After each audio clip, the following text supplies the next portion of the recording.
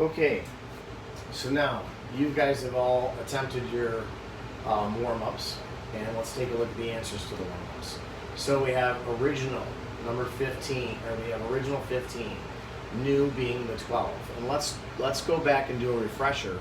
I know it was on your warm-up, I provided that for you, but let's remember that we're dealing with the O, and that's usually your original. What value did you start with? Okay? No. We do have our O, and then we have some kind of a change, and then we have the new value, okay? And when we do that, we set up the 3-line method, which is called our OCM method, okay? So now, our original was given to us, so that's a value, not a percent, so 15 goes right here. The next one we want to put in here is our 100%, because that's always in every problem. The next thing we want to do is we see we have a new value. So that's going to go in our N column. And that is going to be 12. Okay? Now, just like last week, you're saying, wow, I forgot, but Mr. Amy, yeah, we don't have a lot of information here. Well, how could I find out this middle column if I was trying to, figure out how we went from 15 to 12? That's right, I would just subtract. 15 minus 12 gives me 3. So 3 would be what goes there. And I want to find, let's go back to the one that says find the percent change. Percent change. So that means I need to find this right here. So now I have my proportion right here. So now I'm just going to solve.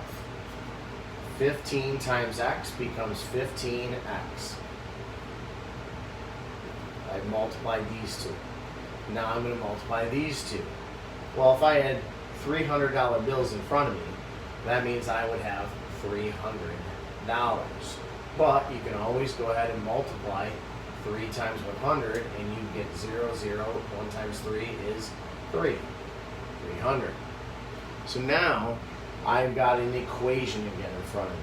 So what I'm going to do is I'm going to do my opposite line. And when I do the opposite line, now I know that, like Mr. O tells you all the time, side by side is to multiply. So now I'm going to divide, because I got to do the opposites to get rid of it. So I divide by 15. X is now equal to what? So once again, you guys are in 8th grade, so you guys are allowed to use your calculators. So use them.